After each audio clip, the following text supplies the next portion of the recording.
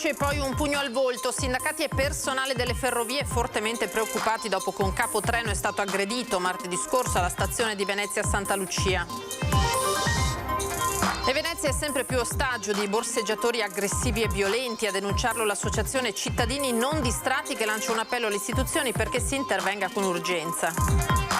L'aumento esponenziale delle bollette e delle materie prime incide sulla ripresa del settore alberghiero, ma anche agosto si sta rivelando un mese turisticamente molto positivo.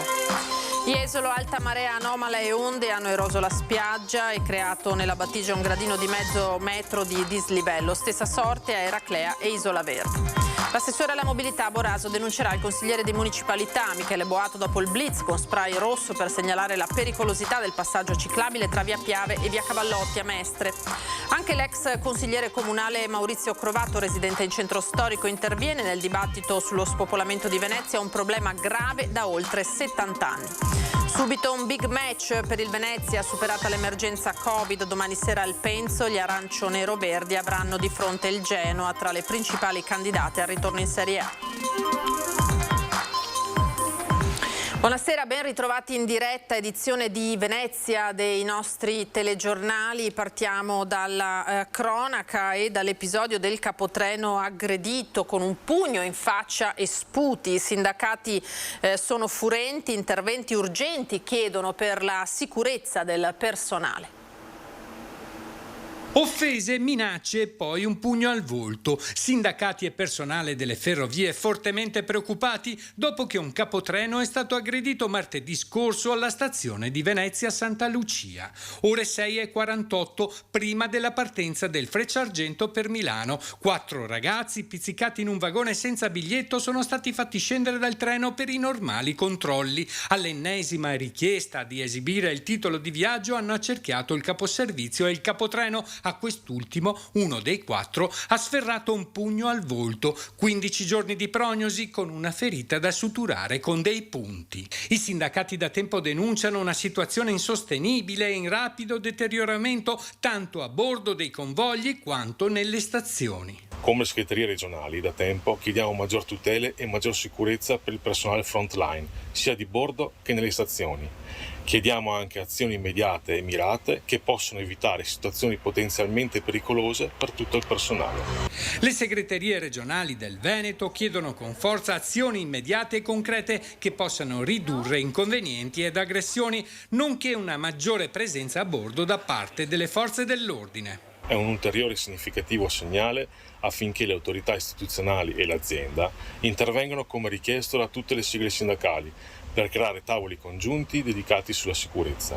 La polizia ferroviaria nel frattempo è al lavoro per trovare i responsabili dell'aggressione, anche grazie alle numerose immagini delle telecamere di videosorveglianza. Prima di proseguire con gli altri servizi vi mostriamo le immagini di un incidente molto serio che è avvenuto alle 17. Siamo tra Valli di Chioggia e Conche di Codevigo, dove una barca è finita contro le bricole che delimitano il corso d'acqua. È ferita una coppia di coniugi sbalzati fuori bordo, li vedete, ecco, vi propongo anche un'altra immagine, eccola qua, sostanzialmente vediamo se riesco a ingrandirvela, eccola qua. I pompieri sono arrivati da Chioggia perché appunto i coniugi sono stati sbalzati fuori bordo e sono finiti contro l'elica. Sul posto non solo vigili del fuoco ma anche sommozzatori e il nucleo elicotteri anche è partito Drago 71 da Vicenza per mettere in sicurezza le imbarcazioni. I 2 feriti sono stati stabilizzati dal personale sanitario del SUEM e trasferiti con 2 eliambulanze in ospedale. Sono entrambi in serie condizioni dopo questo incidente che lo si deduce anche dalle immagini è stato certamente grave, con un impatto molto violento contro vedete la sponda. Andiamo avanti, parlavamo di Venezia che è anche ostaggio sempre di più di borseggiatori aggressivi e violenti. A denunciarlo è l'associazione Cittadini Non Distratti, che lancia un appello alle istituzioni perché si intervenga con urgenza. Sono le 19:30 quando Damiano Gizzi raggiunge Lorenzo e Monica in Rionovo col pescato di giornata, un borsellino e un pacco di documenti d'identità e carte di credito di varie nazionalità, tutte fresche di furto. Li ha trovati nei luoghi in cui vengono nascosti dai borseggiatori che quotidianamente infestano Venezia. I nascondigli sono molti, possono essere i contenitori della nettezza urbana, possono essere cespugli, possono essere dei portoni anche di abitazioni magari non usate. Noi consegniamo tutto alle forze dell'ordine e loro poi tramite le loro prassi, i loro protocolli rintracciano e riconsegnano il maltolto. Come Lorenzo e Monica, Damiano fa parte da anni dei Cittadini Non Distratti, un'associazione riconosciuta composta da decine di volontari che del contrasto al borseggio hanno fatto una missione civica. In stretto contatto con le forze dell'ordine hanno censito centinaia di borseggiatori, sventato furti e recuperato refurtiva dagli anfratti in cui viene nascosta. Col passare del tempo hanno imparato la psicologia dei borseggiatori, le loro abitudini e le modalità d'azione. Ma mai a Venezia la situazione era stata grave come oggi. Adesso si sono riunite bande di uomini molto pericolosi e le solite, diciamo, bosniache. Perché sono più pericolosi? Perché non hanno paura di niente, ti affrontano, sanno che sono impuniti, anche se vengono arrestati o presi in flagranza. Dopo 1 o 2 giorni sono fuori. Le bande di borseggiatori che calano a decine a Venezia si dividono le zone. Sono di diversa nazionalità, alcuni con una sfilza infinita di precedenti, altri addirittura minorenni. E come dimostrano le aggressioni, hanno sempre meno paura di essere scoperti. L'appello è alle istituzioni. Oramai la situazione è diventata insopportabile e una cosa molto importante, auspichiamo che le autorità finalmente riescano ad intervenire in maniera molto forte e determinata per contrastare questa piaga sociale. Se non ci fosse questo intervento da parte delle autorità, probabilmente il nostro comitato sarà costretto ad alzare bandiera bianca. Così non ce la facciamo più e comincia ad essere veramente molto molto molto pericoloso anche fare questo tipo di servizio. È un agosto che tuttavia si sta rivelando turisticamente molto positivo, quello in corso, ma incide, dice Federalberghi, l'aumento esponenziale delle bollette delle materie prime naturalmente su quella che è la ripresa del settore. Spiagge e lago si confermano le mete preferite per i vacanzieri d'agosto. Alla vigilia del Ferragosto, Federalberghi Veneto diffonde i dati con i tassi di occupazione media delle strutture ricettive che sono molto positivi anche confrontati con il dato pre-pandemia del 2019.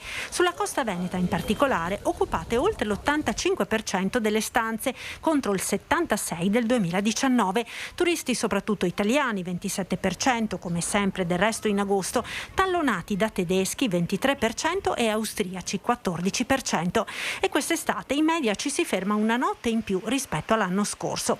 Ottimi dati anche dal lago di Garda con un tasso di occupazione di oltre il 93%, con i tedeschi che la fanno da padrone anche in un mese come quello d'agosto non prediletto dai turisti d'Oltralpe. Superiori al 2019 ma leggermente inferiori all'anno scorso i dati degli hotel della montagna veneta a oltre il 73% d'occupazione, con l'eccezione di Venezia un po' meno bene le città d'arte che con un 59% di occupazione registrano un leggero calo rispetto all'anno scorso e non ancora ai livelli del pre-Covid.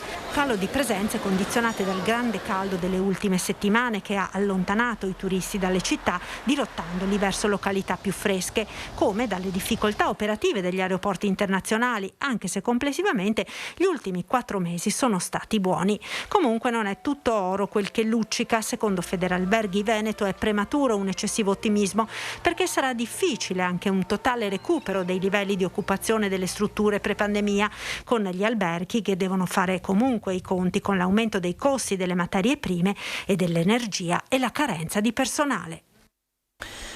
E a Jesolo alta marea anomala e onde hanno eroso la spiaggia e creato sulla battigia un gradino di mezzo metro di dislivello. Stessa sorte a Eraclea e Isola Verde.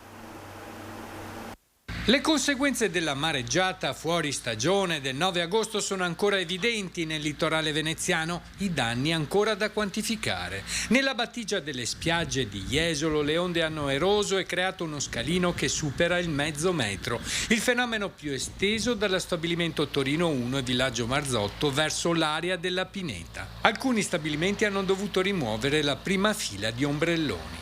La mareggiata anomala ha interessato anche le zone di Eraclea e Isola Verde, dove le onde hanno trascinato via la sabbia e creato uno scalino di 1,5 metri. Alcuni stabilimenti qui hanno perso 40 metri di riva e file di 10 ombrelloni sotto Ferragosto, un danno che sta creando disagi a stabilimenti ed ospiti. Ad essere più colpita ad Eraclea Mare la laguna del Mort, dove la foce del Piave non aiuta per le sue correnti a far arrivare sabbia a sufficienza. Da tempo stabilimenti e consorzi chiedono interventi di difesa mare strutturali per difendere il litorale.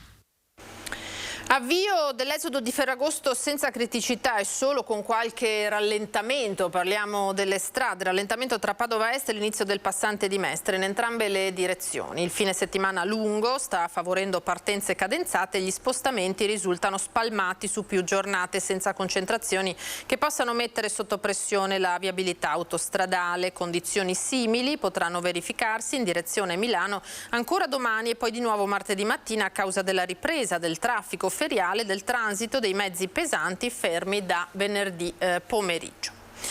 Veniamo ora alla politica. Il blitz di Michele Boato, consigliere di municipalità, che l'altro giorno ha dipinto in modo fai da te con uno spray rosso il passaggio ciclabile tra via Piave e via Cavallotti a Mestre, sembra destinato a un duello in tribunale. L'assessore alla mobilità Boraso ha annunciato una denuncia. L'assessore comunale alla mobilità e ai trasporti Renato Boraso non l'ha presa affatto bene e annuncia la volontà dell'amministrazione comunale di denunciare in tutte le sedi opportune, civili ed eventualmente anche in quelle penali, l'esponente ambientalista Michele Boato, consigliere della municipalità, che l'altro giorno ha dipinto con uno spray rosso l'asfalto stradale per tratteggiare il percorso ciclabile tra via Piave e via Cavallotti a Mestre. Il consigliere Michele Boato risponderà in tutte le sedi competenti amministrative, civili e penali, perché non è possibile che una goliardata possa passare così inosservata. L'assessore ribadisce la volontà di andare fino in fondo dopo questo gesto, senza tanti giri di parole. Si attende perciò il verbale della polizia locale, dopodiché la richiesta di procedere nelle sedi legali verrà portata in giunta. Boraso rimarca che i lavori si sono conclusi poche ore fa a regola d'arte da parte della ditta incaricata senza alcun problema. Inoltre sottolinea come a suo giudizio una protesta di questo genere avrebbe potuto essere anche molto pericolosa, rischiando di provocare incidenti o gravi problemi alla viabilità e al traffico in caso di caduta e infortuni degli stessi pedoni o ciclisti. Situazioni verso le quali proprio l'amministrazione comunale e la giunta Brugnaro avrebbero dovuto rispondere, perciò dice basta. Non è ammissibile un'azione del genere, non c'è il Far West a Mestre, non è che uno prende il pennello e pittura le strade. Ognuno per quello che fa e per quello che sbaglia deve rispondere. Il consigliere Boato risponderà in tutte le sedi civili perché in via Cavallotti e via Piave questa cosa è inammissibile. Una razzia decisamente particolare in un supermercato a Castelfranco nel Trevigiano. I ladri, tra cui una donna veneziana, bloccati in flagranza dai carabinieri.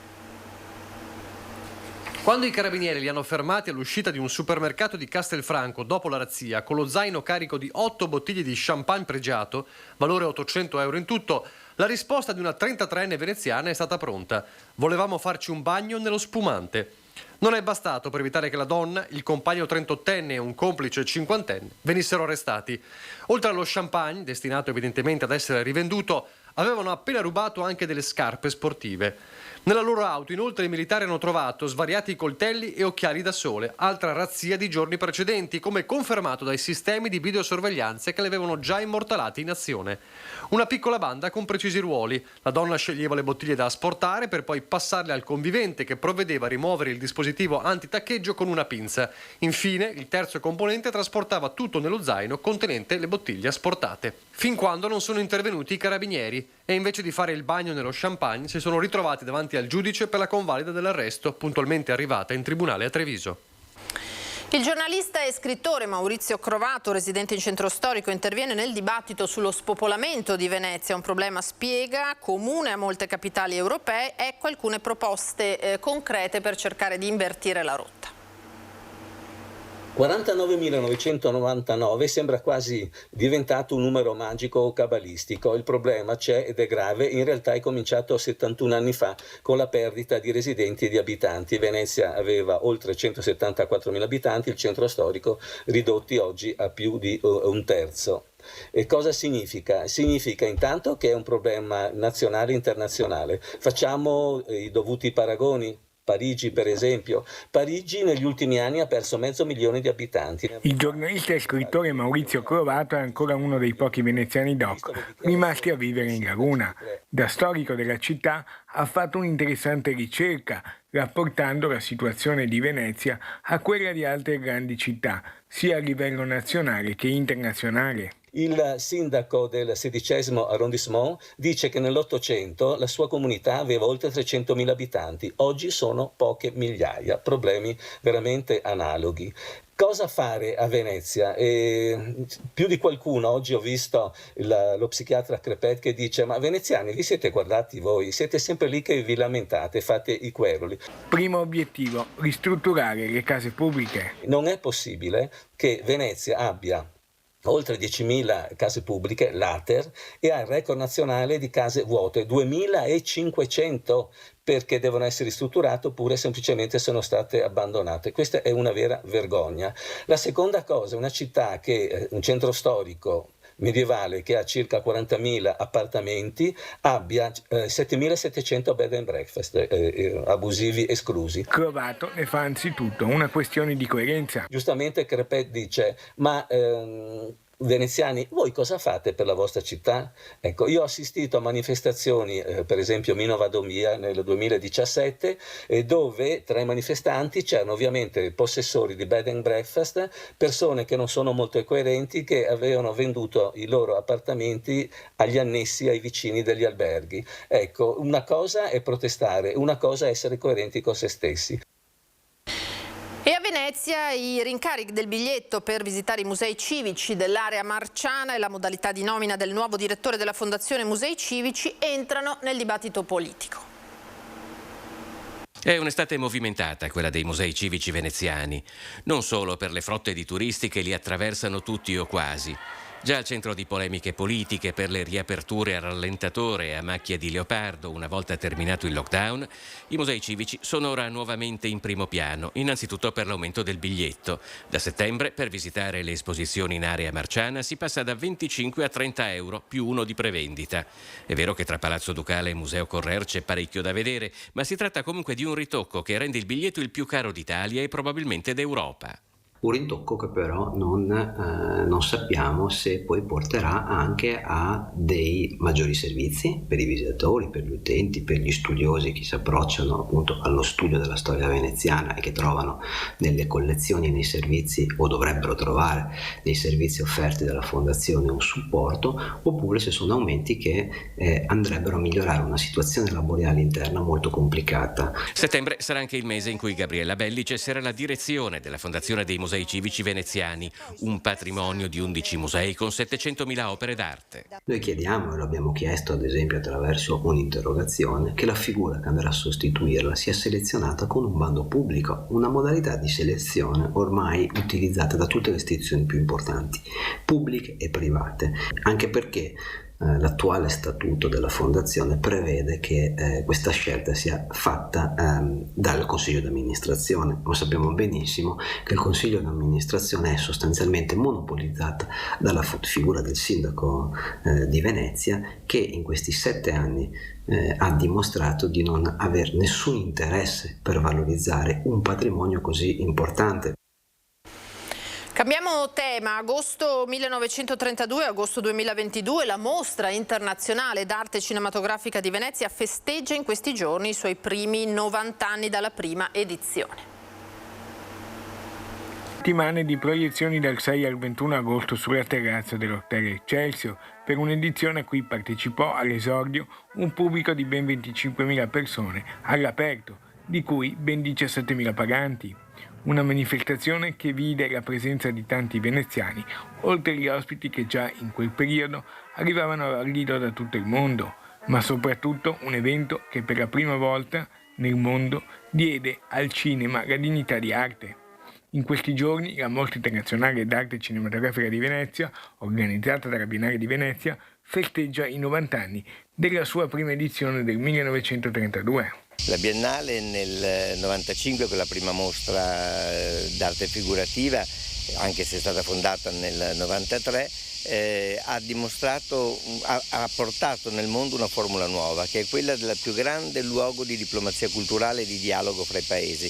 L'idea dei padiglioni che poi sono diventati stabili nel corso degli anni è, a mio avviso, una formula che non va assolutamente modificata. Poi si lascia lo spazio al curatore che fa la sua mostra internazionale, così come lo fanno gli altri direttori dei settori di teatro, danza, musica, cinema e architettura. E durante la prossima mostra del cinema verrà presentata la versione in inglese dell'opera del professor Giampiero Brunetta, che racconta tutta la storia del festival, edizione per edizione. Ho cominciato a pensare di scriverlo, non sapendo se sarei stato in grado di finirlo, vista l'ampiezza della cosa, ma intanto mettendo a frutto quello che conoscevo bene da studioso, cioè gli anni 30 e 40, e poi da spettatore del Lido che comincia ad andare alla mostra nei primi anni 60 e ci va ancora per 40 anni. Quindi si sono mescolate varie esperienze, emozioni, competenze. E allora buon compleanno alla mostra, attendendo al Lido lo sbarco dei prossimi divi, come da 90 anni a questa parte. Lo sport, perché domani sera alle 20:35 al Penso di Sant'Elena fischio d'inizio per gli arancio-nero-verdi che, superata l'emergenza Covid, avranno di fronte il Genoa tra le principali candidate al ritorno in Serie A. Subito un big match dunque per i lagunari. Inizia con una sfida che ha il sapore antico della Serie A della scorsa stagione, il cammino del Venezia Football Club nella nuova Serie B 2022-2023. I lagunari domani sera, con fischio d'inizio alle 20:45 allo stadio Pierluigi Penso di Sant'Elena, affronteranno al debutto il Genoa, tra le principali favorite al ritorno immediato in Serie A. Arbitrerà l'incontro Massimiliano Irrati di Pistoia. Questo il bel messaggio di in bocca al lupo a squadra e società da parte del delegato del CONI della provincia di Venezia, Massimo Zanotto. Un grande in bocca al lupo al Calcio Venezia, che domani inizia la stagione contro il Genova. Una stagione importante, una stagione che serve a consolidare il ruolo della società nella città di Venezia.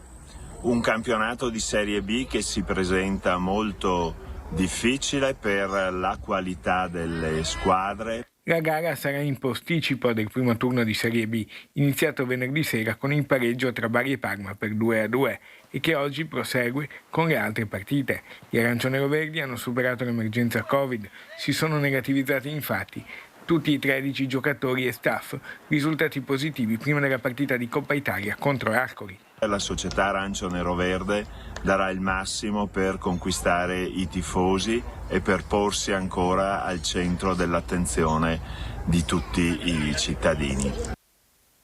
Era l'ultimo servizio per questa sera, grazie per essere stati con noi. Tra poco, come sempre, l'edizione di Treviso, ora le previsioni del tempo per domani. Una buona serata, una buona domenica, arrivederci.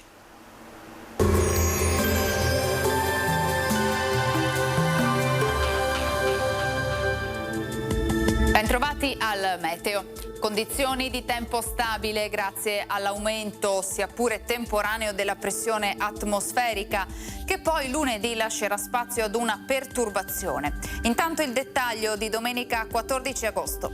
Sul Veneto sarà asciutto, tanto sole come vediamo su tutti i settori della nostra regione. Il cielo sarà terso e limpido, senza piogge associate, solo con occasionali annuvolamenti. Temperature in lieve aumento, minime tra 14 e 21 gradi, massime invece comprese tra i 29 e i 34 gradi all'incirca. Spostiamoci ora sul Friuli Venezia Giulia, anche qui sarà soleggiato ovunque, la grafica ci mostra un cielo in prevalenza sereno con brezza anche sostenuta di pomeriggio sulla costa. Temperature minime tra 18 e 23 gradi, massime sui 31-33 gradi all'incirca. Non cambia la situazione sul Trentino Alto Adige, anche qui ampio soleggiamento e cielo sgombro da nubi, senza piogge. Temperature minime sui 17-18 gradi, massime intorno ai 31-32 all'incirca. Dal meteo per ora è tutto, grazie per l'attenzione, arrivederci.